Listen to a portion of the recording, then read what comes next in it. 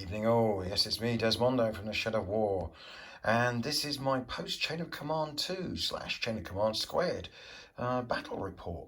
I was very lucky that John came over yesterday and we spent the whole of Saturday playing through a scenario I'd set up based up in Italy in 1943. You can see a village, an old temple on high ground, olive groves, all the lovely traditional stuff you love to see in an Italy game. And he brought his set of rules along, which he bought at Partisan, and we tried to use that to play a Chain of Command 2 and understand the changes and try and get a feeling for everything that's going on now in the new revised version. This is not a full review. I'm not even going to try and pretend to start reviewing these rules until I get a copy in my hands. I will print out a copy and I will take big yellow markers and start marking all the areas that have changed. Now, I would advise everybody on just the game we played yesterday. There are a lot of changes. They may be minor, but you do need to read through these rules and pick up those changes. If you don't, you mustn't assume that some of the most basic things are still there and are doing the same thing. So my recommendation straight away, and anything from how leaders casualties are dealt with, to the number of smoke rounds, and how grenades are thrown, you need to read this through and you need to understand the changes. I don't think it'd be too difficult, but certainly, should we say, if you've got, imagine that Chain of Command is a library, you're going to have to replace some of the books. And until you replace some of those books, you will not be playing the game, the new revised version, up to its full capacity or full potential for you. So yeah, I for one, the moment I get my PDF version, will get it printed off and get a highlighter out and little notepad bits, and I will try and basically pick up the bits I have changed, and so I can concentrate on those and make sure I don't make a mistake or make an assumption that something hasn't changed. Now, the game itself was fantastic. We worked our way through it. The British it was an attack and defend scenario. The Germans were defending, as you can say, guess what? They were defending the village and they decided to defend the temple, and they put their 2 objectives there. The British had 14 support points, the Germans 7. The British went for a mix of heavy support weapons, a brain gun carrier with a scout team, which I'll get to in a minute, a Daimler armoured car, which sort of didn't do anything. The Vickers did a very good job in the game, and I'll get to that too. The Germans went for a 5cm mortar. They went for a heavy MG, and I can't remember what the other thing we purchased was. But, oh yes, adjutant, obviously, and an entrenchment, which didn't really help me either. So yeah, that was basically the setup. The British came in. They pushed up here towards the temple. That was their main assault at the beginning. There was a secondary movement over the olive grove up towards the village, but that was much more secondary. And at the end of the first turn, what you have to do in this is remove one of the objectives. And it was decided that the British would take away the temple objective, which surprised me, and they concentrated on the village, which left me as a German in not a bad position, because I still had some reserves, which I could then concentrate on looking after the village. I like the objectives. I really have enjoyed it. I've always liked it in my own rules, my own games and scenarios. I have a couple of ideas about the way that Lardis have done it, which I'll have a chat with the Shed of War guys. Not to say there's anything wrong with what it is, I just feel there's a little bit of naughtiness you can add to this, which could make it a lot more fun with gamers who you regularly game with. And you can, should we say, rely on their honesty. But the game itself then moved towards the village. There was a random event, which is quite rare in our games, and that's why that house is on fire. That is not smoke from 2-inch mortars. That's a fire, which took away my lead defending building. So it left me somewhat exposed there, and John tried to use that later in the game and did very well with it. The game went down to the wire, and the Germans just won.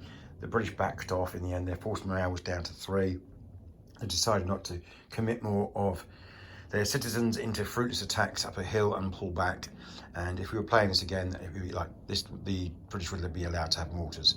I should point out in this scenario, they're not. In either side are allowed mortar barrages. So, first impressions. Really, really good. Enjoyed it a lot. The three things I already picked up on. Objectives, which I've noted already. Second thing was ammo's now been limited for mortars, which I think is a very wise thing, because especially with the British, they became able to put smoke all over the table without any issue at all. Now they are limited and they have to go back to a jump off point or use, I think it's called a replenishing rule. I'm not 100% certain on that, I'm sorry. So that's good.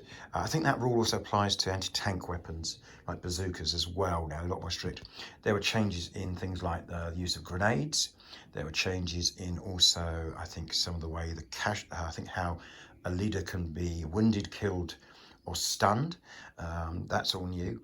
The other main thing, which I think everyone's talked about already, and I think is a significant change, and we've seen it obviously in some of the pint-sized campaigns and recently in the supplements, like the Fire E supplement, is the use of the chain of command pips on your dice to do various things. This had a massive impact on the game. There's no point actually trying to dress this up. This is a radical change.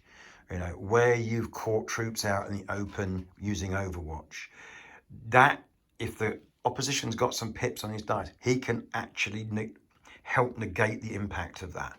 I think it's called hitting the dirt. There are other things you can do, such as assault, which I thought was fantastic, where John uses brain gun carrier with his team to whiz around my flank and use an assault, which actually closed down one of my jump off points. Wonderful, because I must admit, I've hardly ever used half tracks or brain gun carriers or any type of troop carrier in a game of chain of command. I've never really seen the benefit. Now, wow, you better watch out. If your opposition's got one of these and he's got a team or a section in it, he's going to be able to whiz around the battlefield and leap out and attack you. And you cannot now discount it. There's a real reason to have these vehicles in your support.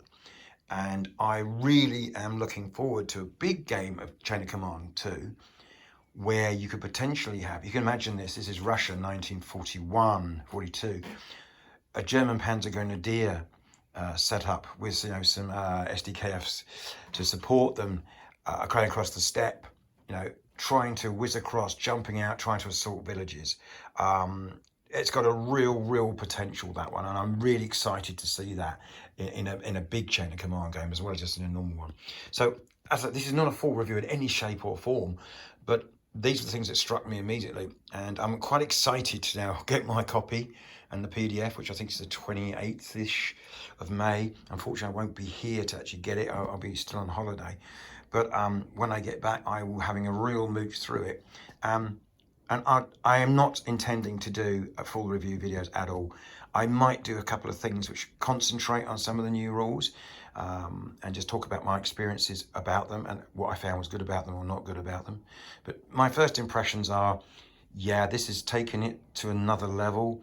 It's given the commanders a lot more to think about, a lot more. I think the expression I heard before was a lot more tools in the toolbox, and I think that is a really good summary of it. And I'm so looking forward to playing some more games, I should say. And whether it should be Italy, which I'd love to revisit now. And now we've had our first game. I want to do the Far East big time. Seriously want to do some of the Java, the Dutch East India stuff, and some of my Pacific stuff, which is all sitting there ready to go. But even then, I'm even more excited about potentially doing 1941, 42 Soviet Union. And then, of course, you've got 1944, 45 Eastern Front going the other way. So there's like a multitude of games that I would love to play, and I will be playing with these rules to see how each of the how they impact each of the armies and their supports and everything. Yeah, quite excited about this, I've got to say. And congratulations to Rich, to Nick, everyone else who's involved in this, all the play testers, all the proofreaders. First impressions, which is extremely, as I say, just a first impression. Very good, and really looking forward to playing a lot of these rules. Potentially, I think the first set of 10 years old. If they can last these can last another 10 years, that'd be fantastic. So this is quite a long video. I apologize for that. there's a lot to say. Hopefully you've managed to come all the way through. If you have, please subscribe if you aren't a subscriber already. It would be great to get the numbers up. I will have a lot more time from now on to spend on videos and try and improve them and make them more professional. And I'm looking forward to that as well, actually. That's a challenge to me to learn all the new technology and trying to use it to give you guys and girls as well a better product and a better understanding of the games that are played in the Shed of War. Anyway, if you made it this so far, fantastic. And I hope you have a lovely week. And as I say, if you're in the UK, have a lovely long weekend.